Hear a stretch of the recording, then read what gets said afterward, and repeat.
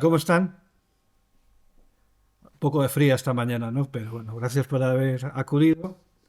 Les doy la bienvenida a la segunda mesa redonda del segundo encuentro presencial de Rex Hispánica.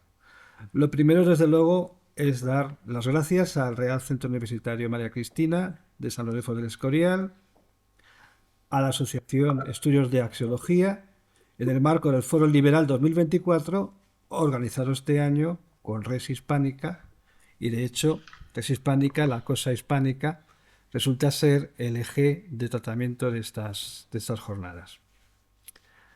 Agradezco también la presencia de los ponentes, a los que enseguida presentaré, aunque no haga mucha falta, para esto seguir dirigir unas palabras sobre el asunto de la mesa, el sentido universal de la hispanidad. Dar paso luego a sus intervenciones que seguro van a repartir conocimientos y entusiasmos. También les agradezco a ustedes su asistencia por hacer más cálida esta sala en esta mañana un poquito fría y desde luego también a los que nos están siguiendo por streaming. En primer lugar, esta es una mesa de humanistas. No sé si se... ¿Hay un problema con el micrófono o no? Que te lo acerques más a la boca. Bueno, ya voy a empezar aquí a cantar. Because I love you. Bueno, no. Esta es una mesa de humanistas, para colmo, bastante humanos, o esa apariencia dan o damos, ¿no? Filólogo, un servidor, Alfredo Arias, al menos eso dice un título que pagué, las tasas, quiero decir. ¿eh? Filósofo, hombre, claro. A ver si ahora a estas alturas, con la que está cayendo, bien. Filósofo, catedrático, filósofo muy ciudadano y muy mediático, don Agapito Maestre. Una brillante licenciada en Humanidades como doña Irene Gálvez y un titánico escritor con carrera de económicas, algo que siempre viene bien, experto en cine y muy activo en redes sociales, don José Manuel Cruz. Humanistas todos parece, porque a estas alturas no resulta tan importante o tan interesante la distinción entre filósofos y filólogos, por ejemplo. Toda vez que hasta por etimología griega son términos, si no sinónimos, sí bastante equivalentes. Se sea filos, amante o amigo de Sofía, o se sea filos, amante o amigo de Logos, no hablamos aquí de nombres en clave, ¿eh? Esto es otra cosa, ¿eh? Cuidado, cuidado.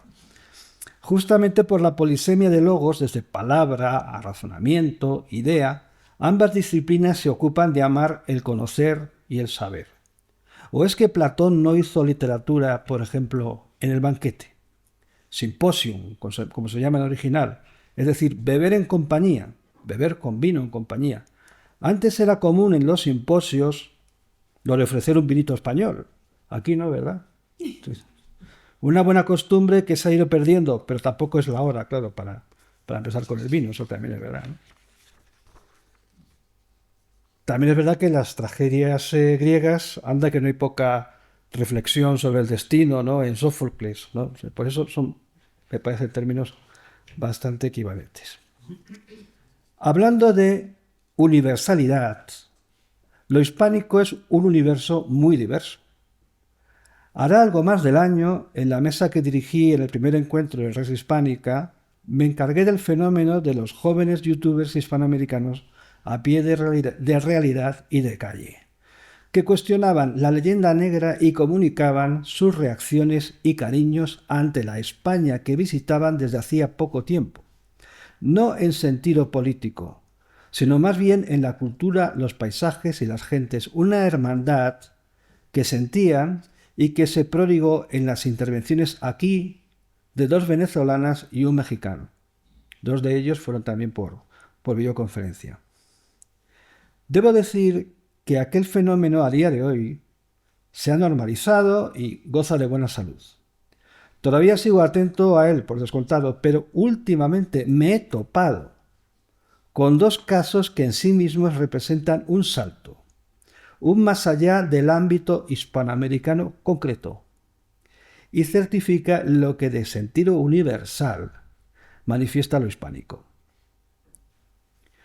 Hará el mes, esos ángeles a los que ahora llamamos Serendipia, me condujeron hacia un vídeo sobre Segovia titulado Encontré la ciudad de mis sueños.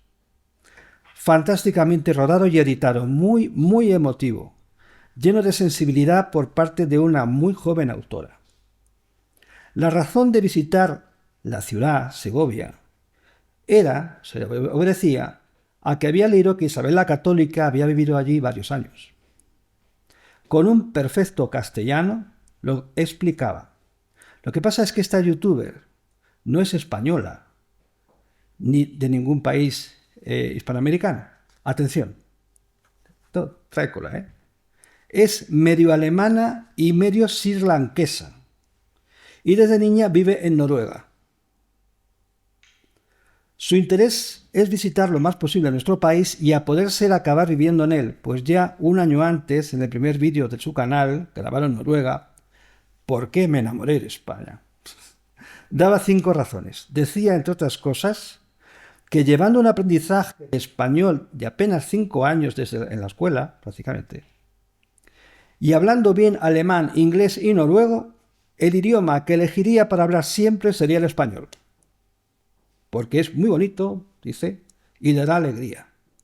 Luego, claro, está el sol de España, comparado con el de Noruega, pues ya me dirán, la cultura, la gastronomía, el flamenco, la calidez de la gente, su extroversión y el sentirse extrañamente como en casa. Dijo que en unas vacaciones, un año atrás, en Málaga, en una peluquería le preguntaron que si era de la ciudad, de la misma ciudad de Málaga. Y más gente se lo decía, que si era española o colombiana. Eso la emocionó, porque era como si la aceptáramos como parte de ellos, de nosotros. Entonces nos mira, decide y confirma. Hija de padre de Sri Lanka y madre alemana. ¿Española? En serio que les recomiendo seguir a Amélie, se llama como el personaje de la película, o dice llamarse Amélie Ulrich. Son vídeos que brillan por su belleza, desde luego, graba como nadie, y su autenticidad. El otro ejemplo que quiero constatar aquí es el de un profesor titular de la Universidad de Castilla-La Mancha, con el que tengo el gusto de intercambiar algunos correos. Los errores ya los pongo yo, algunos correos de vez en cuando. Resulta que se llama Hans Christian Hagedorn, alemán de Bremen, que imparte lengua alemana y literatura comparada en la Facultad de Letras de Ciudad Real. Un hispanista como la copa de un pino. Aparte de estudios sobre Wilhelm Thomas Mann o la Pardo Bazán, se entrega con denuedo al Camino del Quijote, siendo la novela, claro, universal por excelencia. Lleva ya 5 volúmenes coordinados 5 volúmenes sobre la recepción e influencia del Quijote en la literatura y cultura universales. Pero quizá lo que más me llama la atención es su foco en la intermedialidad. Ha publicado una decena de artículos sobre la influencia del Quijote en el jazz. Entre ellos, cito, Don Quixote's Adventures in the World of Jazz, 200 Samples and a Few Remarks. En Anales Cervantinos, 2022. Las aventuras de Don Quijote en el mundo del jazz, 200 ejemplos y unas pocas observaciones. Artículo que ha sido comentado en revistas especializadas como All About Jazz o Caravan Jazz. Muy amablemente me envió el enlace del vídeo en YouTube que recoge algunas de estas piezas junto a imágenes manchegas y quijotescas, con el logo de la Unidad de Castilla-La. Es un vídeo realizado por Alberto Sánchez Valiente y él mismo, colgado el pasado 11 de septiembre. Todas estas cosas son muy recientes. Con igual título, Don Quixote's Adventures in the World of Jazz. La pleuro, desde luego, ese campo de investigación, pues pocos géneros musicales conciertan mejor con el espíritu espontáneo, libre, de obra abierta del Quijote. Y digo espíritu. Hoy día es de lo más provocador. El sexo explícito a estas alturas no llama ya tanto la atención como hablar de espíritu implícito, lo invisible y sus manifestaciones. La música, claro, es invisible y la recibimos por otra vía sensitiva. Recuerdo un vídeo de Res Hispánica que surgió a raíz del primer encuentro y puede encontrarse en la pestaña Otras Artes de nuestro canal. Pertenece al padre agustino y filólogo Alfonso Turienzo, y su colaboración trata de la huella y el cantoral del músico renacentista Francisco de Salinas y de la oda a él dedicada por parte de su amigo Fray Luis de León. Muy documentado, claro y sereno como corresponde a tales autores. Salinas fue catedrático de música en Salamanca, genial organista y uno de los grandes teóricos musicales de la época. Basta decir que era ciego desde los 10 años, lo invisible. El entusiasmo es también invisible, cierto que con sus manifestaciones. De hecho, se está dando una batalla espiritual, como ella la llama, desde el 28 de julio, da 3 meses. Hablo, por supuesto, de María Corina Machado en Venezuela. María Corina, que ha recibido anteayer el prestigioso Premio Sájarov a la Libertad de Conciencia por parte del Parlamento Europeo, junto con Edmundo González Urrutia.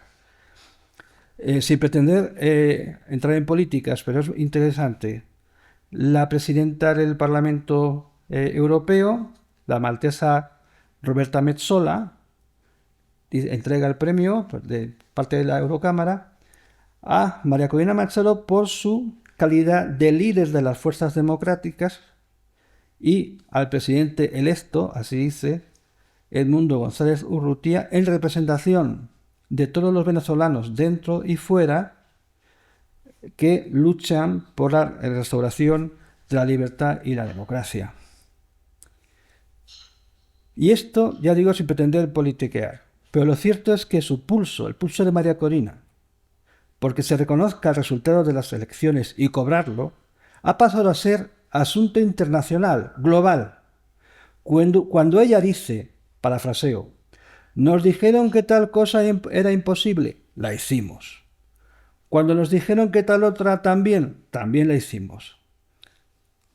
A la venezolana, clama ella. Sí, a la venezolana, a la hispana. A fin de cuentas, ¿qué otra cosa representa el Quijote sino meterse en los caminos de lo imposible? Ese tirar por la calle en medio, si no hay otra, con inteligencia, poder ser, y María Corina la tiene y mucha, ese no arredrarse es muy netamente hispánico. Es lo de, ¿me dices que es imposible? Pues voy a hacerlo. Y si al final caigo en la arena, no digas que lo intenté, di que fui a hacerlo. Somos, pues, un país de Quijotes, una civilización quijotesca. ¿Seguro? ¿Cuántos personajes hay en la novela? 659, según censo. ¿Cuántos Quijotes hay? 1.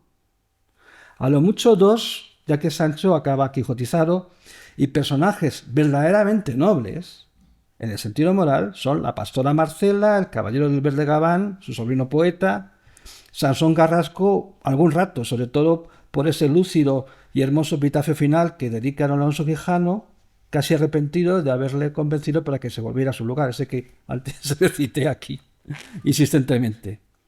Claro que por simple regla de 3, entre 600 millones de hispanohablantes nativos, habrá al menos más de 1 millón de auténticos Quijotes, lo que no es mala ratio.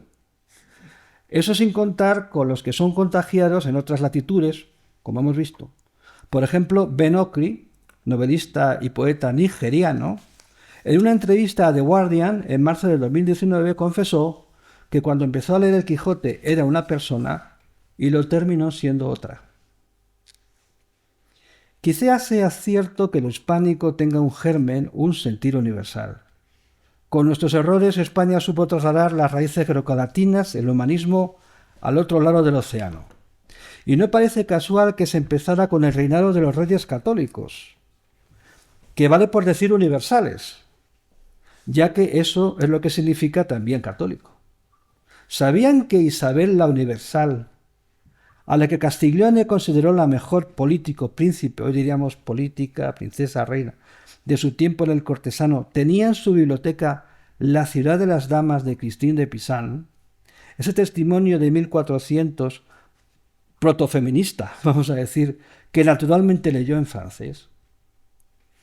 Isabel, hija de portuguesa y ni tan inglesa, española.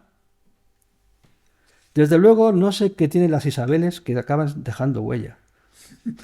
Parecen estar en la esfera de las Beatrices y las Lauras. Bueno, pues muchas gracias. De momento vamos a pasar ya a los verdaderos protagonistas. Gracias.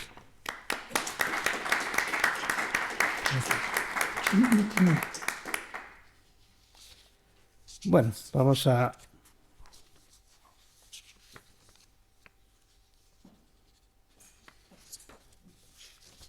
dar paso a nuestro querido amigo y colaborador José Manuel Cruz. Yo le tengo como nuestro humanista de y en las redes, y no solamente en el canal, es un intrépido humanista. Sin ir más lejos, en lo analógico, porque somos algunos de una generación que empezamos con lo analógico, ¿verdad? Es un brillante novelista, ensayista, poeta y crítico de cine. Sin duda recomendable es leer novelas como La orilla muerta, monografías como la dedicada al director Gonzalo García Pelayo, Rodar viviendo, poemarios como Tierra sin nombre, por no hablar de andares socioeconómicos como La economía estresada. Pero en lo digital, mucho le hemos de agradecer su proyecto, su invento, la plataforma en Internet La Dimensión Súbita, desde el mes de mayo, me parece, ¿no? Una revista cultural digital multicanal, pudiéndose acceder a ella a través de su página web específica y asociar a ella un canal de YouTube donde se enlazan vídeos que complementan los artículos de la revista y podcasts con audios. Toca temas culturales de todo tipo, arte, fotografía, literatura, música, cómic y de todos los tiempos, incluso el actual, que es lo más difícil. Es una guía y un guía impresionantes, desde luego, pivotando siempre sobre la amenidad.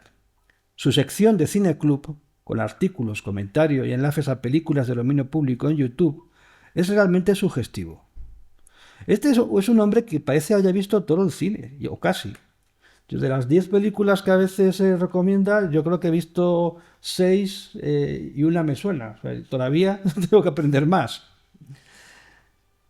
De toda etapa y género, ya digo. Yo le agradezco el último cineclub de Dimensión Súbita, creo que es el dedicado a Jesús Franco y su musa Soledad Miranda, o Susan Corda o Corday. Y el comentario a la película She Killed in Ecstasy. Ella mató, asesinó en éxtasis, ¿no? O en éxtasis. Porque sin ir más lejos, los ojos de Soledad Miranda son de los más hermosos del cine.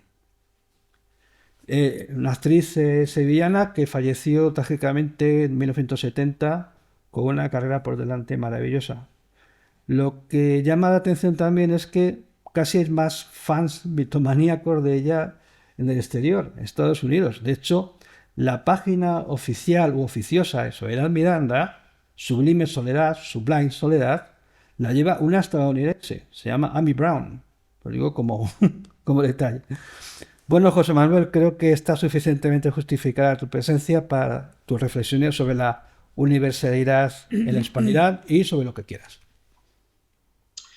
Bueno, pues buenos días a todos. Espero que se me oiga bien y se me vea bien. Lo primero, agradecer la invitación y lo segundo, congratularme porque haya un segundo encuentro de Red Hispánica, que imagino que no será el último, sino que se prolongará en el tiempo por el interés y magnitud del proyecto. Es cierto lo que dice Alfredo sobre lo que sucede con esa película, una película que es española pero que no tiene existencia administrativa en español, es decir, tiene el título en inglés, no tiene el título en español, y es como pasa muchas veces pues con nuestras cosas, ¿no? Que está la realidad oficial y está la realidad hispánica, vamos a decir, ¿no? Si cuenta la anécdota, ha contado lo de la página web de Soledad Miranda. Yo, por ejemplo, me enteré de la existencia de las 3 películas de la llamada trilogía templaria, ¿no? De Amando de Osorio, La noche del terror ciego, El ataque de los muertos sin ojos y El buque maldito, a través de un blog de cine de terror estadounidense. Con lo cual, eso ya da señal de que a veces fuera se nos conoce y se nos valora más que aquí dentro, ¿no? Pero yendo al tema del universo, de un tema tan amplio y que podríamos hablar tantas cosas sobre el sentido de lo universal, de lo hispánico, voy a empezar por algo que nadie se va a esperar. Si nosotros cogiéramos un mapa mundi, se lo mostráramos a la gente y le preguntáramos dónde se encuentra el reino de los Países Bajos, yo aseguro que el 99% de la gente no respondería bien, se equivocaría. Porque el reino de los Países Bajos está formado por 4 países, aunque sea un dato que poco se conoce. Por un lado está lo que conocemos como Países Bajos, ¿no? Es decir, ese país que sí, que está entre Bélgica y Alemania, pero que tiene 3 municipios que están en el Caribe, que son las islas de Saba, Bonaire y San Eustaquio. Y aparte de eso, pues tiene otros 3 países que son la isla de Aruba, Curazao y San Martín. Esos 3 municipios que he hablado que forman parte de los Países Bajos y esos 3 países que forman parte del reino de los Países Bajos en sentido amplio es lo que antes se llamaba como Antilla Holandesa, ¿no? Que si quien haya visto alguna vez el Festival de la OTI se acordará de que participaban, ¿no?, las Antillas Holandesas. Bueno, curiosamente, esos 4 países, los ciudadanos no tienen exactamente los mismos derechos, porque los 3 municipios que forman parte del Reino de los Países Bajos que acabo de mencionar, que el Reino de los Países Bajos, que lo que conocemos como Países Bajos, sí pertenecen a la Unión Europea, pero no pertenecen al Tratado de Schengen, por lo cual no tienen libertad de circulación en Europa. Y a su vez los otros 3 países que forman parte del Reino de los Países Bajos ni es territorio de la Unión Europea ni es territorio de Schengen. Esto quiere decir que entre los ciudadanos del Reino de los Países Bajos, entendido en sentido amplio, hay hasta 3 niveles, o sea, hay 3 tipos de ciudadanos. Hay unos que son los que están en territorio europeo, los que son ciudadanos de la Unión Europea, pero no tienen libertad de circulación en Europa, y los que ni forman parte de la Unión Europea ni tampoco tienen libertad de circulación. Esto lo pongo en relación al hecho que todos los seguidores del canal saben en cómo funcionaba la monarquía hispánica, el Imperio Español, donde todos los ciudadanos sabíamos que todos los súbditos del rey tenían los mismos derechos y no existía una diferenciación de ese tipo. Pero evidentemente pongo el ejemplo de los Países Bajos para mostrar que hay países europeos que todavía tienen posesiones fuera de Europa, porque es el ejemplo menos conocido, pero también está el caso de Francia, que en América todavía tiene la Guayana Francesa, la Antilla Francesa, y tiene múltiples territorios en el Océano Índico y el Pacífico, o no digamos ya Gran Bretaña, ¿no?, donde tiene 17 territorios fuera de Europa. 10 forman parte de la lista del Comité Especial de Descolonización de la ONU, cosa que a Gran Bretaña evidentemente le trae el pairo, le da igual que esté o no esté.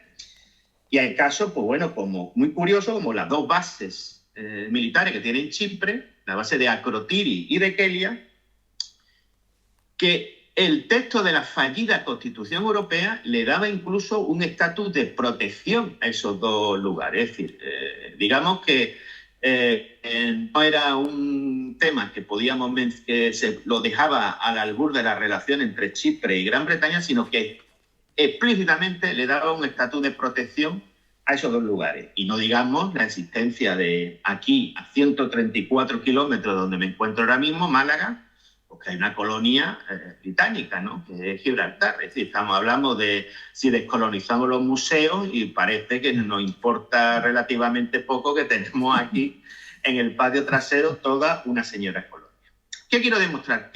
¿A dónde quiero llegar?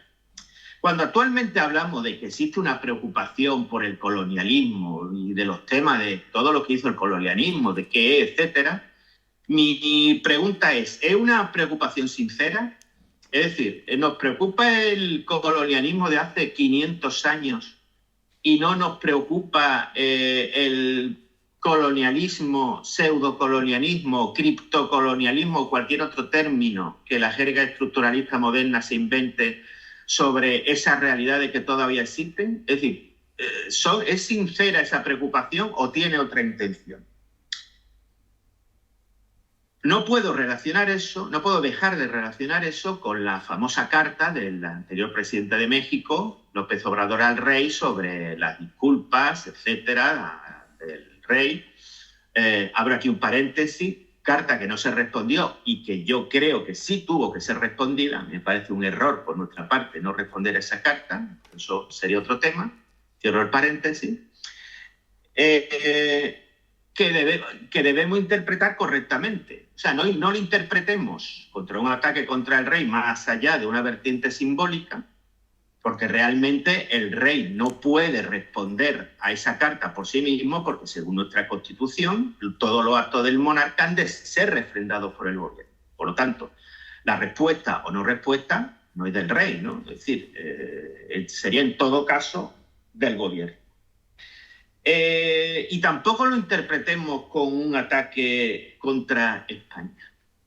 Es un ataque contra lo hispánico, en mi opinión, que queda claro cuando la actual presidenta de México dice: es que la grandeza de México no proviene de la herencia española, sino viene de tiempos precolombinos.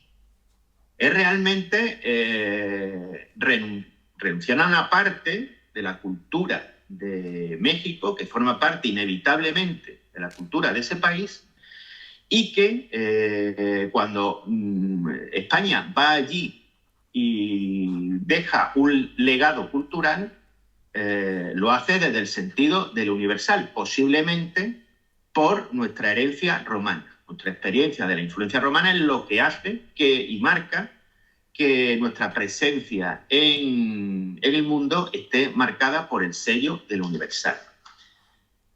Y no es casualidad, primero, no creamos que la declaración de la presidenta de México es original. Hay un caso que, para explicar de dónde viene y para llegar al meollo de todo este tema, al meollo de lo que quiero hablar. En la posguerra, pues hubo un autor, un coronel del ejército que estaba vinculado a la Falange y estaba muy en la línea del pensamiento de José Antonio, y por lo tanto era muy crítico con la figura de Franco, que se llamaba Antonio Almagro, y que en su figura, que lo vi en 2 artículos del profesor Francisco Pina Polo de la Universidad de Zaragoza. Él participó en una serie de un noticiario tipo Nodo, ¿no?, que preparó la Falange, la sección de enseñanza del Frente de Juventud, que se llama Nueva Visión de la Historia. Es de finales de los 40 y principios de los 50. ¿Y cuál era la tesis de ese documental? Que el carácter de España venía de los celtíberos. Y por lo tanto, la herencia romana era un poco, pues, Roma eran unos invasores que tampoco habían hecho nada por nuestro carácter, que nuestro carácter existía anteriormente a esa invasión romana. Claro, no voy a negar yo que elementos prerromanos tienen mucha fuerza todavía en nuestra cultura. Un dato: en Huelva había un templo dedicado a la diosa fenicia Astarté, que si ustedes quieren saber dónde se encontraba, lo tienen muy fácil. Vayan a la aldea del Rocío, porque donde se celebra el Rocío es donde estaba el culto a la diosa fenicia Astarté. Ahí, exactamente ahí. No vamos a negar la existencia de elementos prerromanos, pero bueno, no se puede negar la influencia de Roma en España. Simplemente el idioma que estamos hablando proviene del latín. Pues en ese caso, la reflexión que se hace desde que ha hecho la presidenta de México, pues está muy vinculada con este autor falangista, es renunciar a una parte de la herencia cultural y recurrir a un elemento, vamos a decir, en el caso de España, pagano, precolombino, etc. Pero que en ambos casos, tanto los indigenismos malentendidos como esta teoría de Antonio Almagro, como los nacionalismos periféricos, ¿qué tienen en común? Negar lo hispánico, no lo español, sino lo hispánico y las notas universales en favor de teorías particularistas. Y entonces, aquí no puedo dejar de referirme a lo que Agapito Maestre dijo en un artículo recientemente sobre las palabras de Hannah Arendt, que dijo, si me atacan como judía, me tengo que defender como judía. Bueno, pues yo digo que si nos atacan como hispánicos, tenemos que defendernos como hispánicos. Es decir, si nos atacan en nombre del particularismo, vamos a defendernos en nombre del universalismo.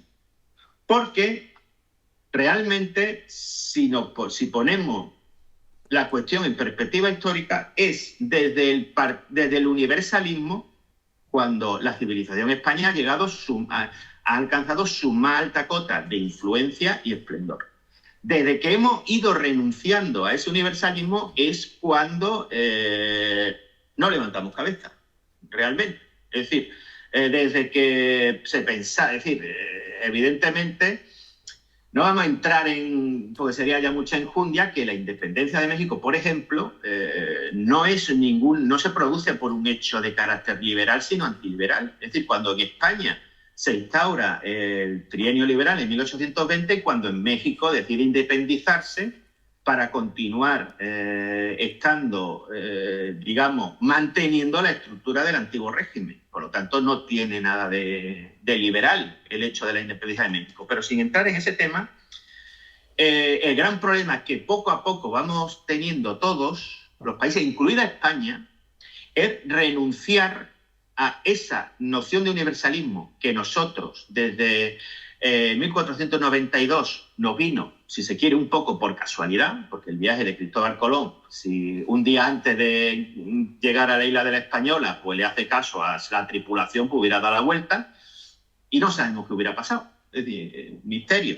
Un poco por casualidad nos tocó ser universalista al final. De ahí vino toda la reflexión de la Escuela de Salamanca, vino toda la reflexión sobre el encuentro con la realidad que vimos en América.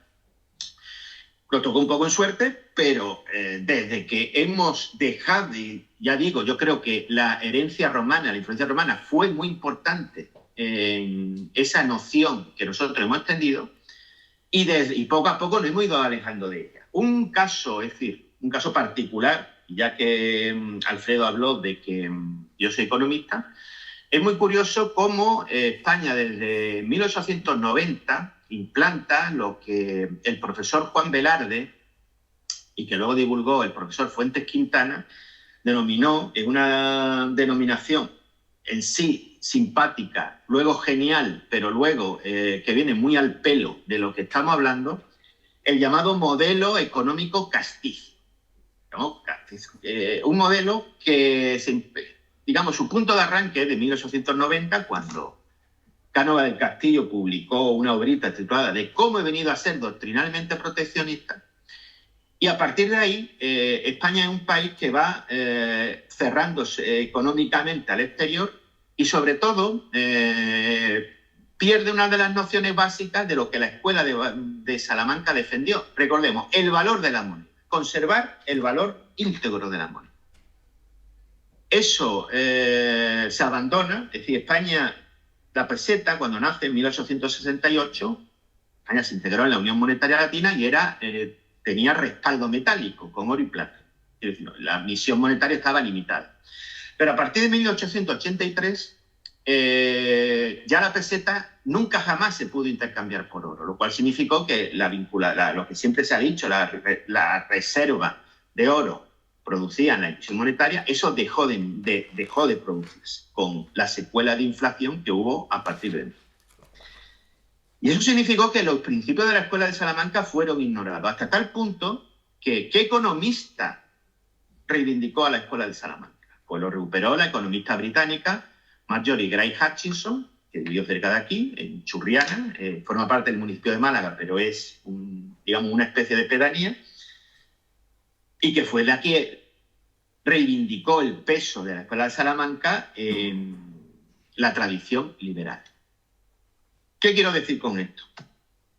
Quiero decir que desde diversas vertientes los indigenismos mal entendidos en Iberoamérica, los nacionalismos periféricos en España, pero también desde la propia España, ha dado la espalda al universalismo yo creo que, por ejemplo, la expresión de Unamuno de que España sea la reserva espiritual de Occidente, a mí me da un poco una visión de que España sea una especie de fortín encerrado ahí, en vez de abrirse, cerrarse. No sé.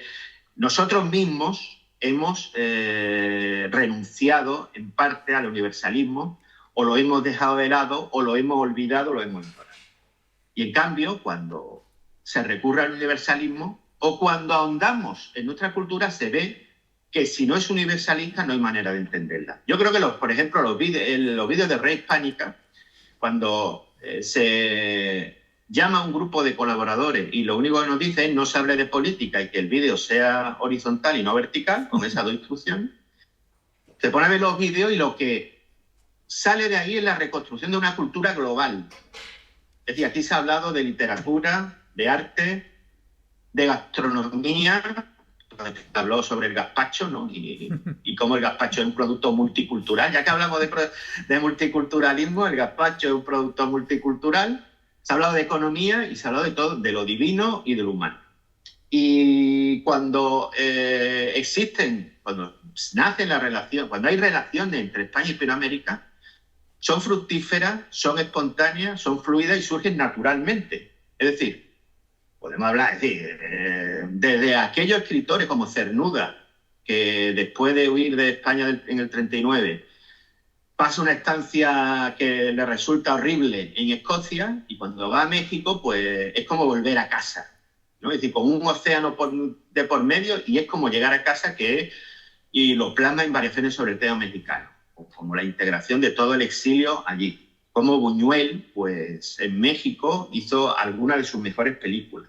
Como el boom de la literatura hispanoamericana nació en Barcelona. Es decir, realmente el boom de la literatura hispanoamericana no nace en Hispanoamérica, es vamos a decir, sí, es un invento de marketing, pero nacido en Barcelona.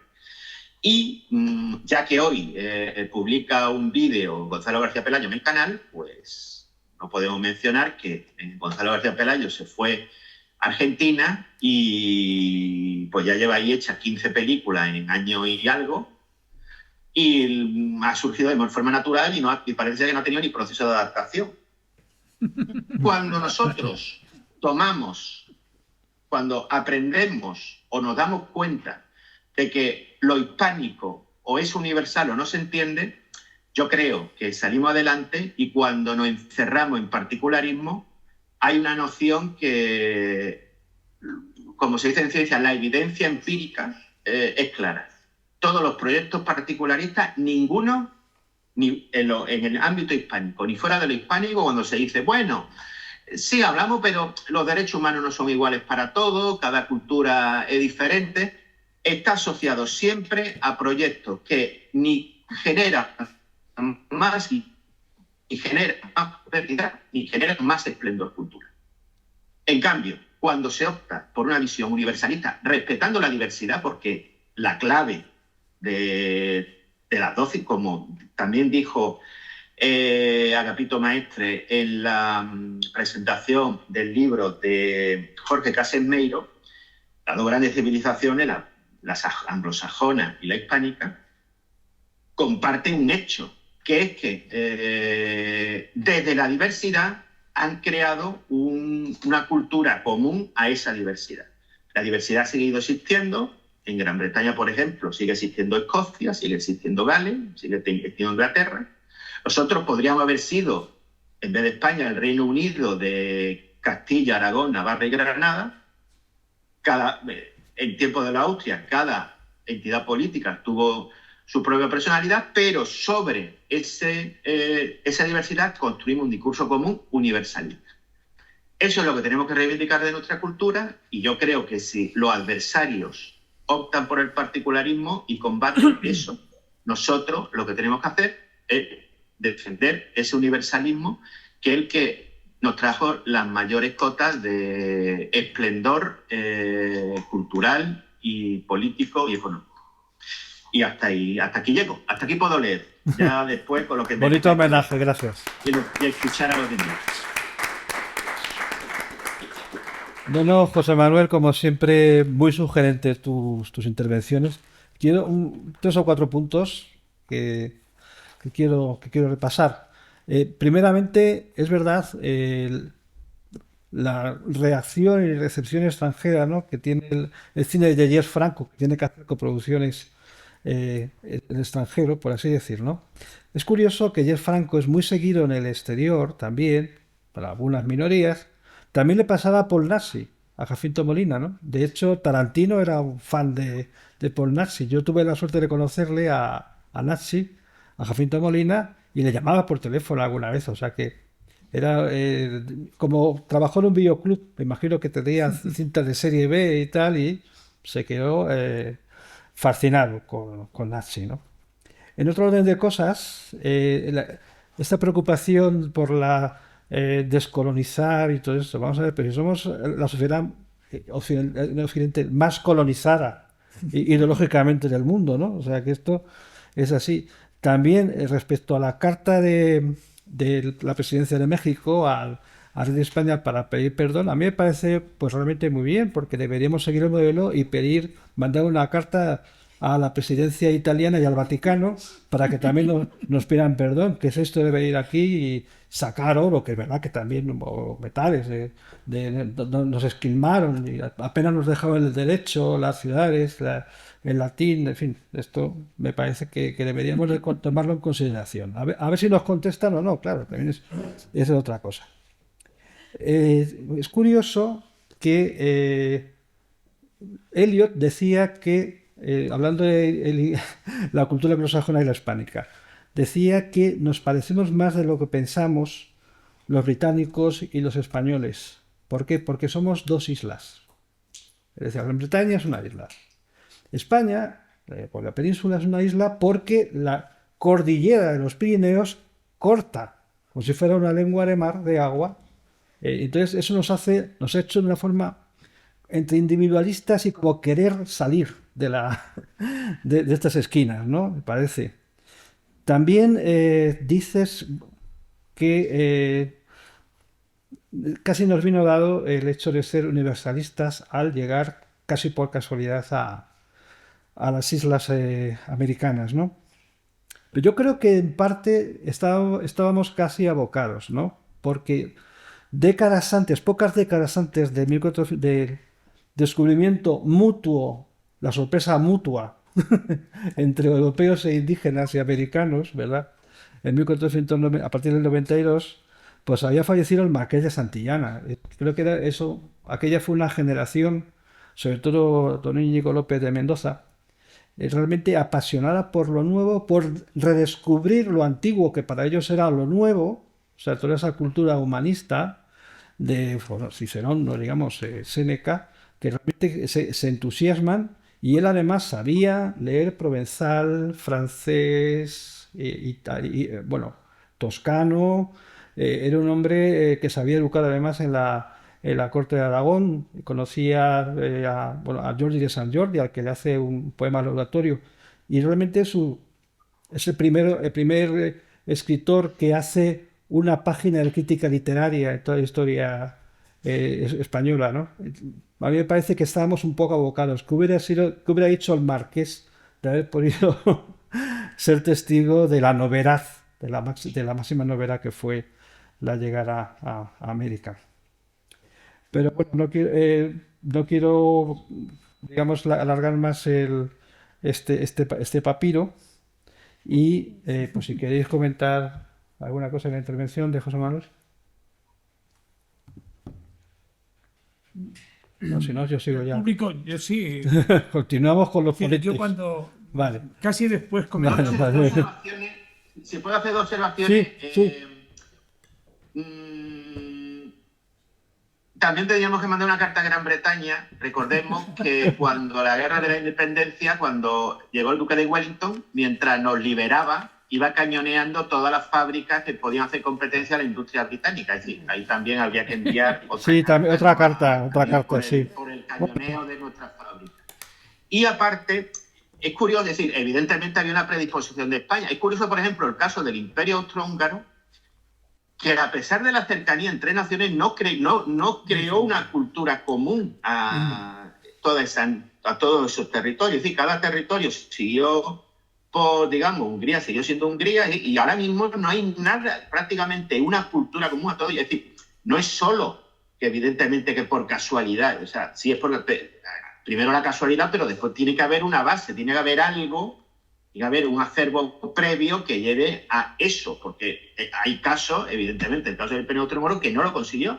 Si no existe una cultura, es decir, no existe ni una denominación, ¿no? Es decir, no existe pues lo austracista, lo que queramos, no. Es decir, el Imperio Austrohúngaro tuvo, por ejemplo, esa oportunidad y no lo consiguió. Es decir, cada uno de los territorios mantuvo su propia cultura y no logró crear una cultura por encima de eso, ¿no? Digamos. Entonces, pues, evidentemente es lo que tú dices. Es decir, no es solo que nos tocó, pero claro, había un acervo previo que nos llevó a eso, porque si no, hay casos en los que no ocurre, sencillamente. Como tú decías, en parte todo esto viene de Roma. Realmente España realiza una traslatio imperii en muchos aspectos allende el océano, porque es verdad que el Imperio Romano crea la Romania occidental, la Romania oriental, por eso Rumanía se llama Rumanía, por Romania, y es latino, claro. Y también aquí se hacen ciudades, se mestiza, se mezcla, dimos emperadores, dimos artistas. Quizá lo que falló, en parte, responsabilidad de todos, supongo también, sobre todo de los españoles, imagino, es que no haya habido reyes que hayan venido de la zona americana, por ejemplo.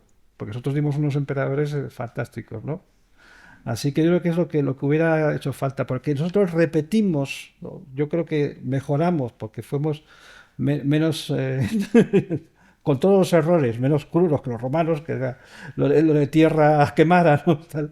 Pero yo creo que repetimos la impronta de las provincias o virreinatos y lo que es la ciudad, las infraestructuras, el urbanismo, etcétera. Pues muchas gracias, José Manuel. Gracias a vosotros. Vamos a pasar por el lado izquierdo, empiezo por aquí. Mi amiga almeriense, licenciada en Humanidades, Irene Gálvez, máster en Comunidad Social, bueno, con una cultura, no sé dónde saca tiempo para saber tanto, porque tiene una cita semanal, entonces tiene que demostrarlo fehacientemente. Bueno, tuve contigo el honor de presentar y comentar mano a mano los cuadros de Manuel Prior que cubrían las paredes de esta misma sala. Igualmente. En el primer encuentro. Bueno, escribes una muy enjundiosa columna semanal en el Diario de Almería desde el 2009 con el epígrafe Libertad quijotesca. Sí, Agapito tiene la culpa de eso. Pues muy mal hecho. Muy mal hecho. Nos refresca también cada semana la historia de España y lo relativo a la hispanidad y su trascendencia en el espacio Pasión por la Vida de la emisora almeriense Candil Radio, que gobierna ese enorme y cálido profesional, por favor, que es Antonio Almécija, o también como gobierna contigo, ya que no es vano decir, y no en vano, eres la humanista e hispanista de cabecera. Dice, ¿no? En serio que en pocas entrevistas, no ha sido tantas, pero bueno, tengo que presumir, me he sentido tan bien, tan cómodo como la que me hicisteis no hace mucho, ¿no? Bueno, pues eres indicadísima para remozar nuestras seguridades y tapar las inseguridades, creo yo, en este aspecto de la hispanidad, así que cuando quieras, Irene. Pues muchísimas gracias. Ay, se me olvida el micrófono, cabrón. Muchísimas gracias a todos, es un placer estar aquí nuevamente. Y bueno, el sentido de la hispanidad son palabras, el idioma. Y hay un sustantivo que a mí me encanta, que es libertad, y que sustenta un verbo que se llama elegir. Y lo que eligió nuestra civilización hispánica cuando empezó a construirse, a desarrollarse, fue a pararse, a pensar qué estaba haciendo, por qué lo estaba haciendo, si tenía derecho a hacerlo, si era moral, si era ético, con qué valores lo estaba haciendo. Y creo que es algo que tenemos que recordar y que no lo recordamos suficientemente. Ningún otro proyecto político imperial, de conquista, de dominación, se ha parado a pensar qué es lo que estaba haciendo y con qué valores, con qué ética estaba haciéndolo. Quiero continuar con la poesía de un bolero que compuso y canta un compositor y cantante guatemalteco, Roberto Rey, que se presentó al Festival de la OTI, al que hacía referencia José Manuel ahora, en el año 1979, y que lo tituló Bolero de la Hispanidad, y dice: en la noche el eco llora, separados por la historia, nuestra unión rota en dos, en el alma un dolor atroz, entre sombra, en la distancia, con nostalgia se llena mi estancia. Hispanoamérica, tierra amada, España en mi pecho grabada. En el corazón un anhelo de unirnos de nuevo en el fuego, bajo el cielo juntos volver a andar, reencontrarnos en el mismo mar, que el tiempo borre las heridas y en nuestra alma las despedidas. Que el bolero con su dulce melancolía nos recuerde que la unión es la alegría. Como ha dicho Alfredo, nosotros hacemos un programa en Candil Radio, vamos por la 4ª temporada, con Antonio Alméceja y Juancho González, que es el director de la emisora. Y en él estamos recordando, pues, de dónde venimos, de dónde viene la hispanidad y qué aportación tiene al Renacimiento y a las épocas posteriores. Es un programa de difusión y empezamos explicando qué era el Renacimiento y enlazándolo con las aportaciones del Renacimiento español, que claro, van de la mano del gran año de 1492. Yo escribo los guiones, los comento con Antonio y luego los desarrollamos en cada programa. Y cuando empezamos nuestra andadura nos dimos cuenta que para poder explicar mejor qué es la hispanidad, teníamos que volver a la historia de la Edad Media española. Porque en la Edad Media, española, el gran proyecto político que tiene es la Reconquista. Eso hace que se diferencie del resto del desarrollo de la Edad Media en Europa y no digamos en otros continentes. Y nos dimos cuenta que en la Edad Media hay unas características por la situación que tiene Europa, que tiene con respecto al resto de Europa, y es que en España el feudalismo, como lo conocemos, como arraigó en Francia, no cala de la misma manera. Porque aquí teníamos que resolver otros problemas. Y eso nos va a ayudar a entender mejor la hispanidad. Además, hay que entender todo el bagaje de la obra jurídica que se da a lo largo de las diferentes etapas de la Reconquista, tanto en los reinos, empezando por el reino de Asturias, el reino de Aragón, que va a ser importantísimo por la expansión mediterránea. A día de hoy, el derecho internacional marítimo se basa en el derecho marítimo que generó el reino de Aragón a lo largo de su expansión por el Mediterráneo. El reino de Navarra, de Galicia y, por supuesto, León y Castilla. Todo eso va a contribuir a construir los cimientos sobre los que se va a construir después la civilización hispánica. Y conforme va ahondando y volviendo a la Edad Media, que creo que está tan abandonada, mira que los españoles y los hispanoamericanos en general nos caracterizamos, por desgracia, sobre todo después del convulso siglo XIX, por haberle dado la espalda a nuestra propia historia y estar acomplejados o caer en el victimismo o en la derrota. Pues hay que salir al ágora, al foro, a las plazas, y romper ese discurso victimista o que parece que nos han imbuido la idea de que España nunca ha hecho nada en condiciones, que tenemos que estar acomplejados por nuestra historia, que nunca hemos hecho nada bien. Y eso me parece una barbaridad y tiene mucho que ver con la situación que tenemos en los tiempos actuales. España, de hecho, entra por la puerta grande de la historia, es decir, de aparecer en los documentos, en todo el archivo historiográfico, en todas las fuentes historiográficas, a partir de la Segunda Guerra Púnica. Estamos hablando del siglo III a.C. Llegan los escipiones, que nos habrán dejado los romanos, ¿verdad? y hasta el día de hoy, con sus distintas oscilaciones.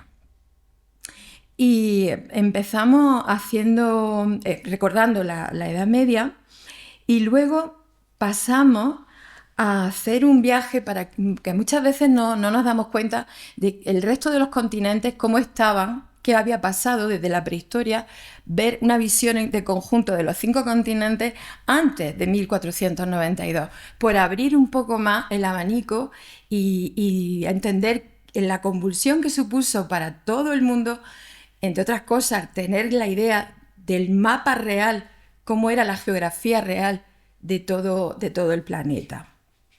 Y ahora, en la 4ª temporada que hemos empezado en septiembre, pues ya hemos llegado a 1492 y hemos hecho una visión en general de todos los acontecimientos que se van sucediendo ese año, que son muchísimos. Entre otras cosas, se termina el periodo de Reconquista. Los Reyes Católicos entran en Almería el 26 de diciembre de 1489 y el 2 de enero de 1492 entran en Granada. Volviendo a la Edad Media, como había dicho antes, en España el feudalismo no se implantó con los mismos alcances que en el resto de Europa. Y eso permitió algo muy especial, que es cierta movilidad social, ¿de acuerdo? Con gran riesgo, sobre todo en los territorios de frontera conforme se iba avanzando, pero sí que es cierto que la movilidad social sí que existió aquí. Tenemos que recordar que toda la labor jurídica que hay en los distintos reinos de la península, los reinos cristianos, conforme van creándose, tienen, por un lado, viene el derecho romano y el derecho visigodo. Y además hay cosas muy particulares, como por ejemplo la tradición que parte en el Reino de Asturias y que Isabel San Sebastián en su novela La Temeraria lo ha rescatado, lo ha vuelto a poner sobre la mesa para reflexionar sobre él, que las mujeres sí que podían heredar la corona cuando no había herederos varones. Y eso además nos diferencia ese matiz que es importante del resto de Europa, como ocurrió con la reina Doña Urraca de León, que es la protagonista de su novela. Tenemos otra novela histórica sobre la época medieval y mujeres que tienen un gran protagonismo político, que es La Reina Sola de Jorge Molins, donde se habla de Constanza de Sicilia, que es esta casa de reina de Aragón también. La isla de Sicilia va a ser el epicentro durante la Edad Media, los siglos XI, XII, XIII, porque se la van a disputar tanto los franceses, el papado y el reino de Aragón. Y va a ser el epicentro desde el que se va a extender toda la expansión por el Mediterráneo, frenar la expansión del Imperio Otomano y además frenar también la expansión, que por eso existe Ceuta y Melilla, de la piratería de Berbería. Y de hecho hay otra cosa que hay que resaltar, ya que el feminismo está siendo tan manipulado y maltratado. Cuando hablo de feminismo histórico, es decir, desde el Neolítico, cuando se impone la organización patriarcal, lo que hay es una contestación de mujeres, pero también de hombres, con respecto a que la mujer pueda tener entidad política, o sea, voz política, entidad jurídica y acceso al conocimiento y desarrollo intelectual. Y eso es que no se llama feminismo hasta el siglo XVIII con Mary Wollstonecraft, pero que es una rebeldía y una demanda y una insurrección ante un modelo social que va traspasando, comunicándose a través de los siglos, donde la mujer queda absolutamente relegada a la vida doméstica y a determinados papeles que desempeñar, por supuesto condicionados por la maternidad, pero que no tiene nada que ver con una visión de sometimiento actual en la que se ha convertido, de revertir ese sometimiento entre sexos, porque los géneros son otra cosa. Está el género literario, el género musical, pero la biología existe, los cromosomas existen, y eso no tiene por qué introducir ninguna división, separación ni enfrentamiento, que también es una pena que tengamos que estar hablando de esas cosas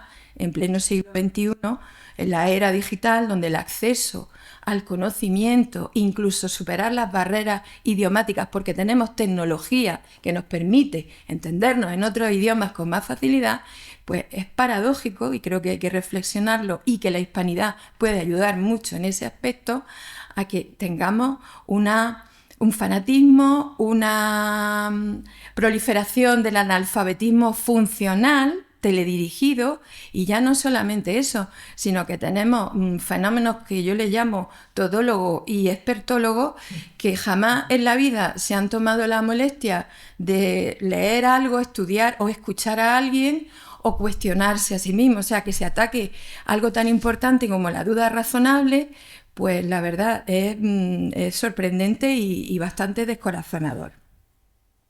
Bien, volviendo al tema de la Edad Media, tenemos también, y hablando de mujeres estas feministas tan todólogas y expertólogas, ignoran completamente que tenemos figuras, lo que son mujeres que crean proyectos políticos, desde la reina doña Toda Aznares de Pamplona en el siglo X, María de Molina y, por supuesto, la reina por antonomasia, que es Isabel I de Castilla. Y resulta que navegando por nuestra Edad Media nos encontramos con cosas tan importantes como el año 1188 en el Reino de León, cuando Alfonso IX convoca a las Cortes y donde nace el parlamentarismo, porque están convocados todos los representantes de la sociedad. Por supuesto, no podemos hacer presentismo, ni podemos valorar el imaginario colectivo, los valores, la ética, la moral del siglo XII o del siglo XIII con nuestros valores actuales, que además tienen un bagaje cultural que nos da la historia. Bien, y dice el rey Alfonso IX en aquellas Cortes de 1188. En nombre de Dios, yo, don Alfonso, rey de León y de Galicia, habiendo celebrado curia en León con el arzobispo y los obispos y los magnates de mi reino y con los ciudadanos elegidos de cada una de las ciudades, establecí y confirmé bajo juramento que a todos los de mi reino, tanto clérigos como laicos, le respetaría las buenas costumbres que tienen establecidas por mis antecesores. Es decir, es un control al poder. Son conscientes de que al poder hay que ponerle límites y que hay derechos y hay deberes. Y luego añade, lo digo porque aquí en nuestro presente tenemos un problema, el problema de la falta de respeto a la propiedad privada, de la ocupación de vivienda. 1188. Juré también que ni yo ni otro cualquiera entre por la fuerza en casa de otro, o le haga algún daño en ella o en sus bienes, y si lo hiciese, pague al dueño de la casa el doble de su valor. Otro episodio fundamental, porque conforme vas avanzando en la Edad Media te das cuenta de otra cosa. La importancia de la diplomacia, la importancia de saber negociar, llegar a acuerdos. Siempre repito, nunca podemos valorarlo con presentismo, intentando entender los valores, el ámbito histórico que estamos analizando. Pero es que ahora estos todólogos y expertólogos que creen que han inventado la rueda, que han creado hasta la necesidad de comer y beber y que sin ellos son el antes y el después, pues no, señor, tenemos un bagaje histórico y tenemos que tener la suficiente humildad y responsabilidad de saber de dónde venimos para saber dónde estamos parados y qué queremos para el futuro. Otra fecha importante, que tiene mucho que ver con la diplomacia y llegar a acuerdos, por lograr un objetivo común. 16 de julio de 1212, Batalla de las Navas de Tolosa, que también he querido hacer referencia a eso por la idea de cerrar el Museo de las Navas, que me parece una barbaridad. Y no solamente es la importancia de la diplomacia.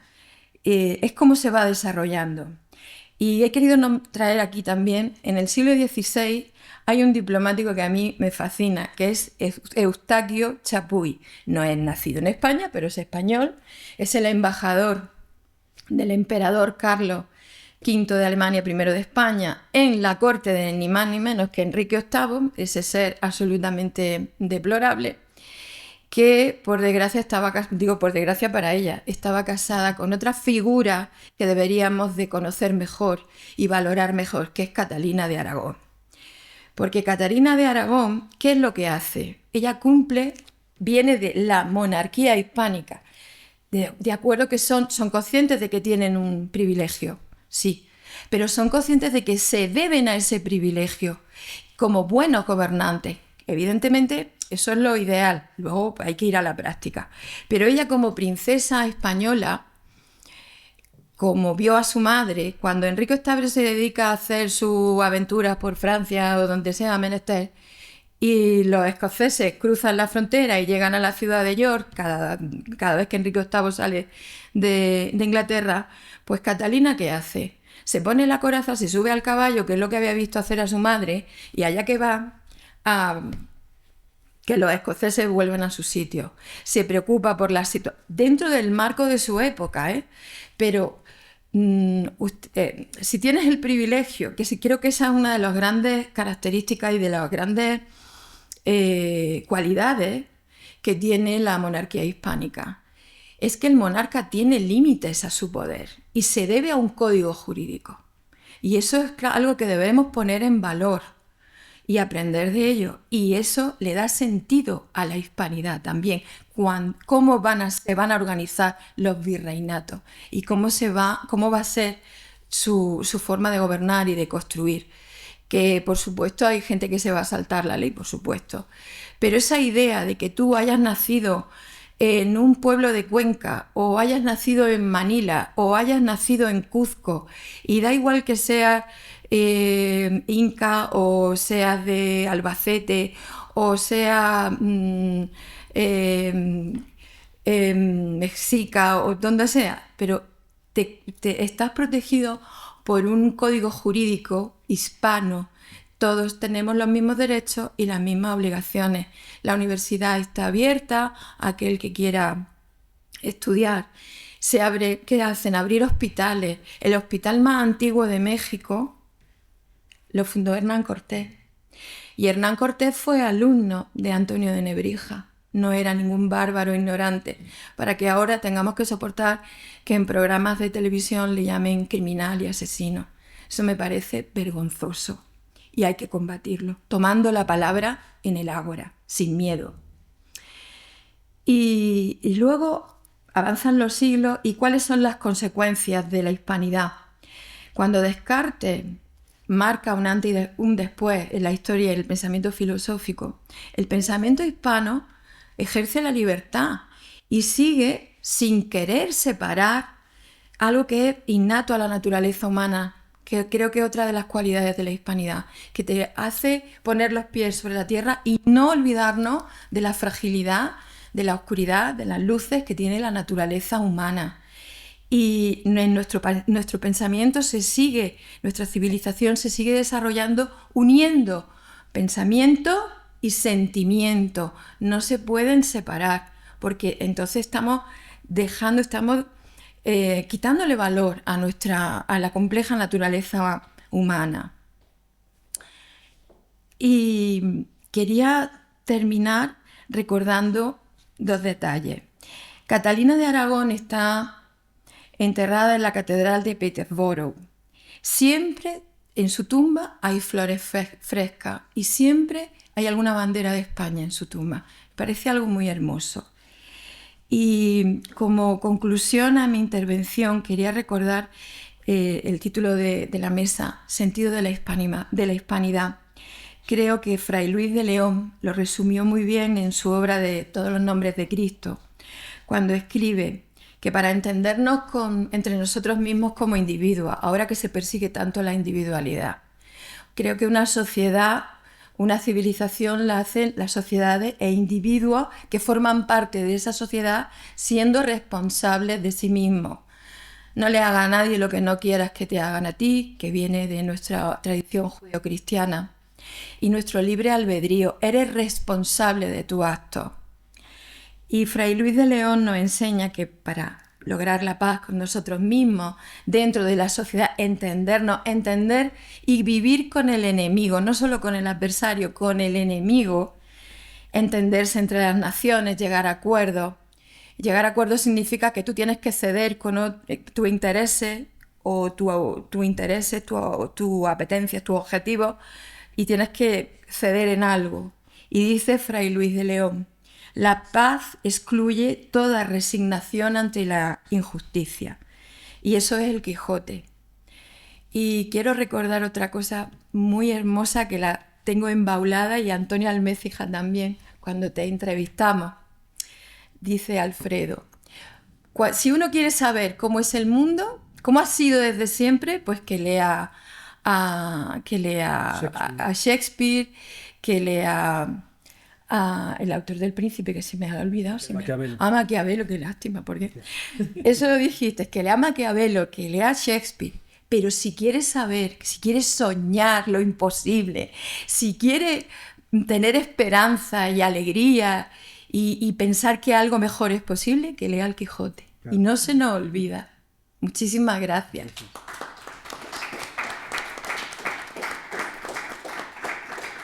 Pues muchas gracias por siempre erudita y entusiasta intervención. Nada, un par de apreciaciones, ¿no? Que para subrayarla, ¿no? Precisamente lo que hablabas al principio del imperio que reflexiona sobre sí mismo, desde la metrópoli, ¿no? Aquello creo que eran las controversias de Valladolid, creo que era, ¿no? Exactamente. Que luego también se acompasa con la obra de la Escuela de Salamanca, por ejemplo, Vitoria, con de Indi, o sea, hablando sobre los derechos avant la lettre de los indios, ¿no? Los indígenas. Creo que esto no lo hizo Roma, ¿eh? No. Pero tampoco creo que se haya hecho después. O sea que bien, habrá que pedir perdón también para poner en la lista, ¿no? Hablando de... bueno, y todo esto proviene también del testamento de Isabel la Católica, claro, ¿no? Es fundacional en los derechos de aquellos indígenas que para nada deberían ser esclavos y tenían que tener los mismos derechos que los súbditos de Castilla, por ejemplo, ¿no? En cuanto a Catalina de Aragón, creo que es una de las reinas más amadas todavía por el pueblo británico, es verdad. Y está muy bien reflejada, incluso de series inglesas, aquella de los años 70 de las 6 mujeres de Enrique VIII y los Tudor también, ¿no? Sí, claro. Es curioso porque yo recuerdo en la serie de los Tudor hay un momento en que Enrique VIII dice con su consejero, pero ¿cómo es posible que Catalina no ceda? Pero ¿cómo es posible si es que ya no puede más? Y le dice el consejero, es hija de Isabel. ¿Lo que quieres? ¿Qué quieres que hagamos? ¿No? Pues nada, muchísimas gracias. Que un placer a todos ustedes. Compartirlo, profeta. Bueno, pues Agapito Maestre, a ti Agapito sí que no hace falta presentarte. Es un impresentable. Así que no lo voy a hacer. No, que broma. Creo que ninguna edición es necesaria, de todas maneras. Aún así, lo mínimo es decir que es un gusto siempre leerte como filósofo y a la vez literato, que hablábamos antes, ¿no? Libros de reflexión sobre lo español y lo hispanoamericano desde hace mucho, o sea, no es una corriente última, ¿no?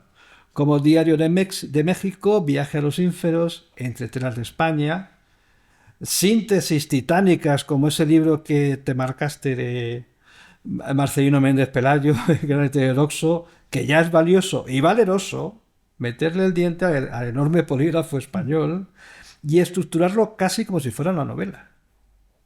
José Ortega y Gasset, el gran maestro, o qué trae Javier Milei con unas lecciones sobre teoría económica accesibles e imprescindibles.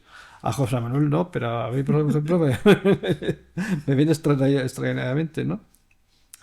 Razón en Vena, excelente libro entrevista de Jorge Casesmeiro, donde se reúnen y resumen continuo las claves maestresianas, perdona por el palabra, o La razón alegre que dedicaste al cine de García Pelayo. Todo ello compone una cita, como se suele decir, ineludible, con la claridad y la energía. Tu prosa, bien lo sabemos, siempre es exigente y cuidada, por eso digo de la literatura también, a veces poética, sean temas de actualidad política, sea como reflexión ética o estética. Claro que los farpazos y relámpagos que también nos regalas, pues nos sirven también para mover la sangre, estimular social y moralmente, ¿no? Tienes la facultad además de hablar igual de bien, lo cual te envidio bastante. ¿Verdad? Y no es recomendable, más en estos tiempos, perderse tus colaboraciones en Libertad Digital, tanto los artículos en la página web como las 3 puntuales columnas sonoras en el programa de Dieter Brandau, cita radiofónica también obligada como pocas. La del viernes, la de ayer, se circunscribió a la cultura, siendo así, bueno, en general se circunscribe a la cultura, siendo así que la última ha remitido, la de ayer, justo a este evento, así que muchas gracias. Pretendía no ser extenso, pero pensaba en los excusaros tratándose de ti, pero solo me queda entonces decir que me callo y que empiece usted, caballero. Qué vergüenza.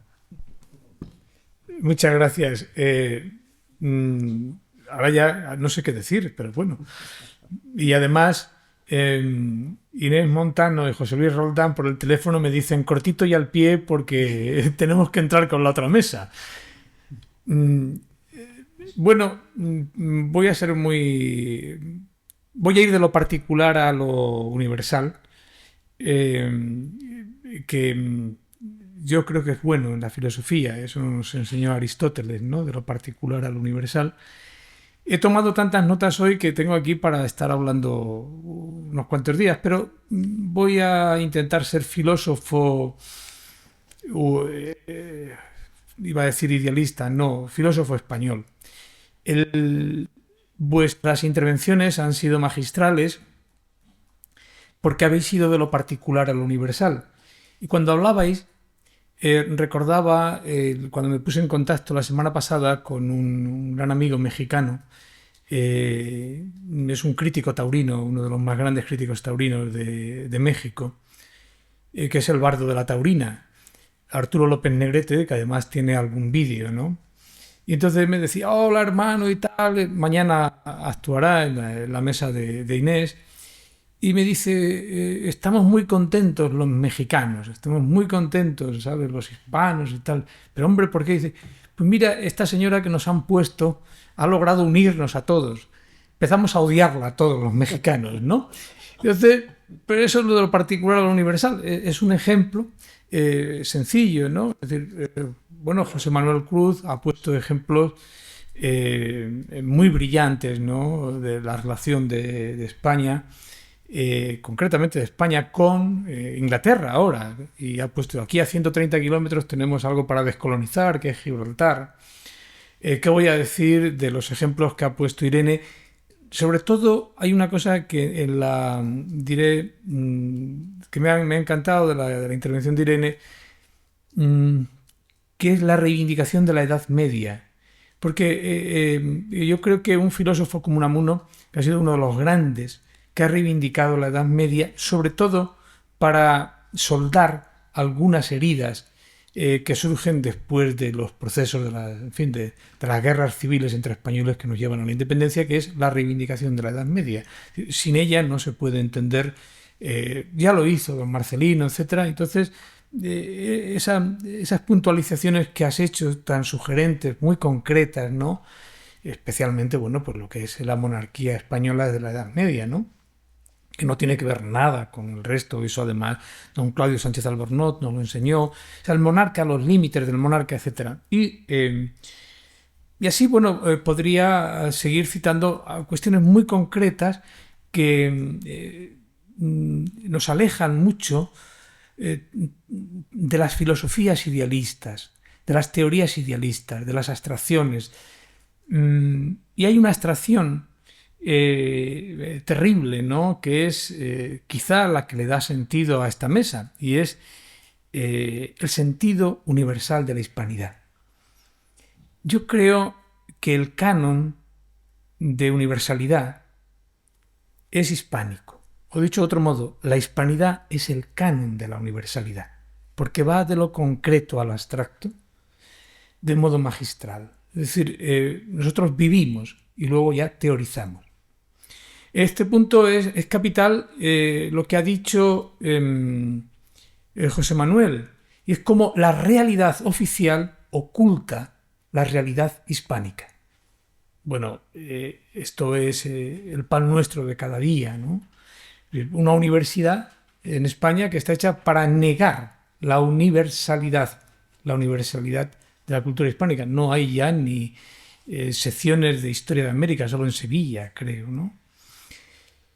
Esto es este debate continuo entre cómo la realidad oficial mata la universalidad hispánica, a mí me parece que se refleja sobre todo en el hilo conductor de la ponencia de Alfredo, que me parece en este punto pues también magistral.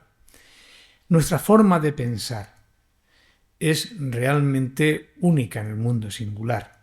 Él ha dicho que ha empezado citando el banquete y las tragedias griegas, mostrando que es difícil decir qué es lo que hay de filosofía en las tragedias griegas y qué es lo que hay de literatura en el banquete. En este punto nosotros somos algo único en el mundo también, universales, y marcamos el canon de la filosofía es hispánico. Aquí en la sala hay una persona que ha hecho una obra importante mostrando que el canon de la filosofía es exactamente eso que tú has dicho, Alfredo. La imposibilidad. La filosofía es creación y ciencia. Y eso es el ensayo. La obra de Ignacio Gómez de Liaño sería un ejemplo. Este libro que tengo aquí, El viaje a los ínferos, sería otro ejemplo. Tú has dicho, ¿qué es novela o tal? Yo tengo un libro muy querido por mí, que es Las Meditaciones de Hispanoamérica, que tampoco llega un momento en donde a mí el lenguaje me atrapa, me lleva, empiezo a decir una cosa o quiero decir una cosa y acabo diciendo otra. Esto es importante porque ayer se dijeron algunas cosas en torno a que nosotros no teníamos filosofía. Si algo tiene España es filosofía. Filosofía siempre se ha leído en España. Tengo un amigo filósofo también, que es Carlos Díaz, que se empeña en decir que no hay filosofía a veces. Y yo le digo, pero hombre, si tienes 400 libros. Él tiene 400 libros de filosofía. No estoy bromeando. Ha escrito 400 libros. ¿Cómo dices esa barbaridad? Ah, bueno, claro, desde ese punto de vista y tal. Bien, con ello concluyo. He dicho de lo concreto a lo universal. Lo universal es eso. La hispanidad es el canon de la universalidad, no al revés. Por ello, me parece que nuestra literatura, nuestra filosofía, siempre es amena. Ayer citaba Ignacio un libro que en buena medida recoge, sintetiza, creo yo, lo que es el genio y el ingenio, que es Baltasar Gracián. Y es el criticón que junto a Cervantes, pues nosotros, ¿qué es lo que hemos aportado al mundo? Pues hemos aportado amenidad. Nuestra filosofía es amena o no es filosofía. Nuestra literatura es amena o no es literatura. Es fugamundi, otra barbaridad. En definitiva, nosotros hemos inventado algo, y esto, una palabra que se llama ilusión. E ilusión no es engaño. O sea, el bueno de don Julián Marías nos lo recordó en su tratado de la ilusión. Entonces nosotros seguimos ilusionando. Y ya no quiero utilizar más el tiempo porque si no, Inés y José Luis me van a matar. Muchas gracias.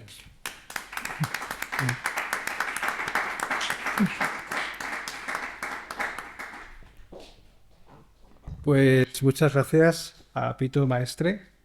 Yo creo que sí, y además yo ya lo he dicho muchas veces, yo cuando escucho opiniones derrotistas digo, no me interesa, o sea, me interesa, pasamos página, y lo único, estoy bastante de acuerdo, creo que absolutamente, con el canon, y de Baltasar Gracián, hablando de su ingenio, quiero cerrar con una frase, que es una de las recomendaciones del oráculo manual, que siempre me ha llamado la atención, no ser en todo colombino, dice. Pero quiere decir no ser del todo palomo, cándido, pero yo creo que sí, que hay que ser del todo colombino. Colombiano, hispanoamericano, o sea, quiere decir que eso va de suyo.